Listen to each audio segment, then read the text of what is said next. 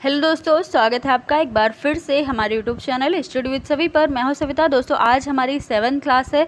जैसे कि आप सभी जानते हैं कि बीएड की क्लासेस लगातार चल रही हैं। तो दोस्तों, यहां पर हमारी जो क्लास है ये बीएड सेकेंड ईयर के विद्यार्थियों के लिए है। ये जो टॉपिक है ये विद्यालय समय सारिणी का है, जो कि बहुत ज़्यादा इम्पॉर्टेंट है। ये आपके क्वेश्चन पेपर में ज़रूर देखने को मिलेगा, चाहे वेरी शॉर्ट हो या फिर शॉर्ट हो या फिर लॉन्ग हो, किसी एक में आपको ये प्रश्न ज़रूर देखने को मिल जाता है।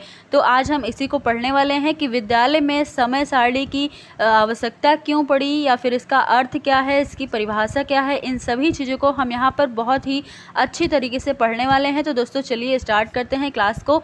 यहाँ देखिए, जो विद्यालय समय सारणी है यानी कि स्कूल का टाइम टेबल है। तो जैसे हम अपने पढ़ने के लिए हम पढ़ाई करने बैठते हैं या फिर कोई काम करते हैं, जो हमारी दिनचर्या होती है पूरे दिन की, उसके लिए हम अगर सुबह से ही एक टाइम टेबल बनाकर चलें, उसके लिए हम टाइम टेबल पहले से तैयार कर लें कि हमें किस दिन पूरे वीक में कौन सा कार्य करना है, किस टाइम पर करना है, कितने घंटे पढ़ाई करना है, कितने घंटे बाहर जाना है, या फिर ऑफिस का काम कितने घंटे है।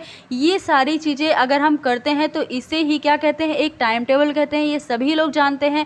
लेकिन यहाँ पर बात हो रही है विद्यालय की, यानी कि स्कूल जो है उसके लिए टाइम टेबल बनाया जा रहा है, ना कि एक आम इंसान के लिए, उनके घर के काम के लिए। यहाँ पर स्कूल के विद्यार्थियों के लिए, स्कूल के टीचरों के लिए कह सकते हैं कि समस्त स्कूल की जो दिनचर्या है उसके लिए हम टाइम टेबल बनाते हैं। इसी को विद्यालय समय सारणी बोलते हैं।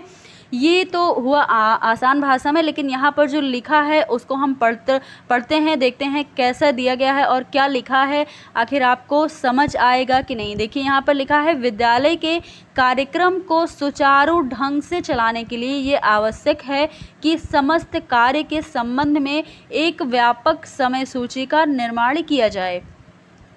यानी कि विद्यालय के जो भी कार्य हैं, अगर वो अच्छे से चल रहे हैं, उसको सुचारू ढंग से चलाने के लिए लगातार वो अगर वैसे ही कंटिन्यू रहो, इसी के लिए हमें क्या करना है, समय सारणी तैयार करना है। इसमें विद्यालय में प्रत्येक व्यक्ति को एक निश्चित रूप से ज्ञात कराया जाता है कि उसका दैनिक कार्यक्रम क्या है। यानी कि हर व्यक्ति का मतलब है विद्यालय के अंतर्गत जो भी कर्मचारी हैं, जो भी शिक्षक हैं, जो भी लोग हैं विद्यालय के अंतर्गत, इनको यह एहसास दिलाया जाता है कि उनका पूरा दिनचर्या क्या है, उनको क्या कार्य करना है पूरे दिन में। इस आवश्यकता की पूर्ति के लिए ही विद्यालय में समय विभाग चक्र का निर्माण किया जाता है, जिसे हम क्या कहते हैं, समय सारणी यानी कि टाइम टेबल बोलते हैं। आगे देखिए, वास्तव में समय विभाग चक्र जो है एक ऐसी योजना है जिसके अंतर्गत प्रत्येक कक्षा में अध्यापित विषयों एवं गतिविधियों का समस्त लेखा जोखा होता है कि कक्षा में कौन से विषय, कौन सा टीचर पढ़ाएगा, कौन से विषय का कितने टाइम का वो विषय होगा। यानी कि क्लास जो है वो हर पीरियड की कितने घंटे की पीरियड होगी, कितने घंटे टीचर आएगा, और कौन सा टाइम जो है उस बच्चे का खेलने का होगा, कौन सा टाइम बच्चे के लंच का होगा। ये कक्षा के अंदर की सारी चीज़ें यहाँ पर निहित होती हैं। इसके माध्यम से विद्यालय में कार्य की जो अवधि होती है काम करने की, कि कितने घंटे कौन सा कार्य होगा, इसके ज्ञान के साथ साथ विभिन्न विषयों को प्रदान किए गए समय और अध्यापकों के कार्यभार का भी पता चलता है। इस प्रकार समय विभाग चक्र निर्माण का मूल उद्देश्य विद्यालयों के निर्धारित समय का उचित प्रकार से विभाजन है, जिससे विद्यालय में होने वाली संपूर्ण क्रियाओं एवं अनुभवों की उचित व्यवस्था हो सके। इसीलिए हम क्या बनाते हैं, विद्यालय समय सारणी बनाते हैं कि विद्यालय के जितने भी कार्य हैं वो समय से पूरे हो सके, समय पर सुचारू रूप से चल सके।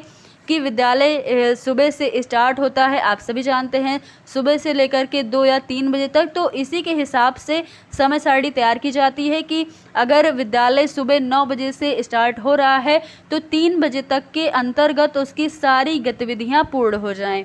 दोस्तों, यहाँ पर ये सारी चीज़ें विद्यालय समय सारणी के अंतर्गत आती हैं। आई होप आपको बहुत ही आसान भाषा में समझ आया होगा। अब हम पढ़ेंगे क्या विद्यालय समय सारणी की परिभाषा क्या है। यहाँ पर डॉक्टर जसवंत सिंह के द्वारा एक परिभाषा दी गई है। इन्होंने समस्त सूची स्कूल को ही क्या कहा है, स्पार्क प्लग कहा है, जो कि स्कूल के विभिन्न कार्यों तथा कार्यक्रमों को संचालित करता है। ये जो परिभाषा है ये डॉक्टर जसवंत सिंह के द्वारा दी गई है। आपको ये याद रखना है और अपने क्वेश्चन पेपर में जो आएगा वो लिखना भी है।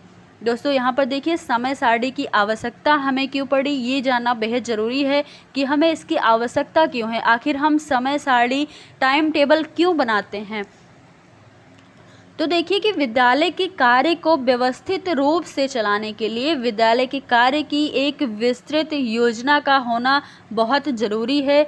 कह सकते हैं कि अगर हमारी जो ज़िंदगी है, हमारी आम जो ज़िंदगी है, उसमें अगर हम अपने लाइफ को बहुत अच्छे से जीना चाहते हैं तो हमें उसके लिए कुछ टाइम टेबल निर्धारित करने होंगे, तभी हम उसको अच्छे से अपनी ज़िंदगी को जी सकते हैं।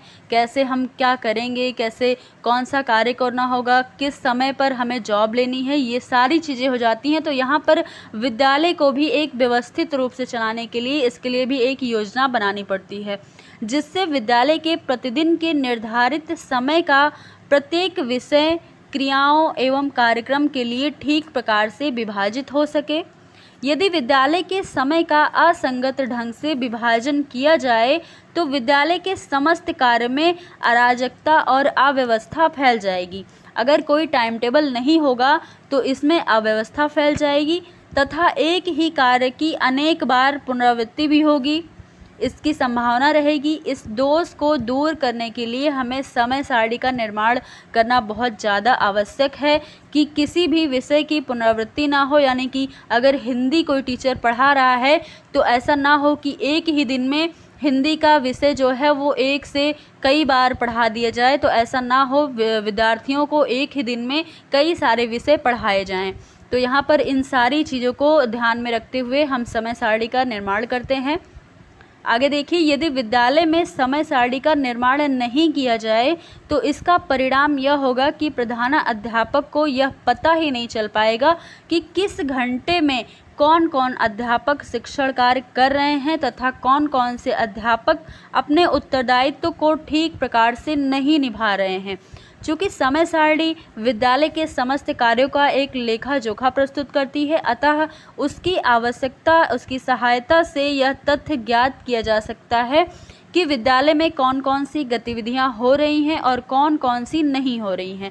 अर्थात विद्यालय की संपूर्ण गतिविधियों को सुचारू रूप से चलाने में इसकी महत्वपूर्ण उपयोगिता है। तो दोस्तों ये सारी चीज़ें विद्यालय समय सारणी के अंतर्गत आ जाती हैं। आई होप आपको बहुत ही इजी शब्दों में समझ में आ गया होगा कि विद्यालय समय सारणी क्या है, इसकी परिभाषा क्या है और इसकी आवश्यकता हमें क्यों पड़ी। क्योंकि एक समय सारणी जो है वो हम अपने खुद की लाइफ के लिए भी बनाते हैं, खुद के पढ़ने के लिए भी बनाते हैं। तो ये टॉपिक जो है ये बहुत ही इजी है, आसान है। बस इसमें बात है कि विद्यालय की समय सारणी को ध्यान में रखते हुए हमें लिखना है। हमें क्वेश्चन पेपर में ये ज़रूर ध्यान रखना है कि हम इसको क्या कर रहे हैं, विद्यालय के लिए एक टाइम टेबल बना रहे हैं, उसी के हिसाब से आप इसको लिखेंगे।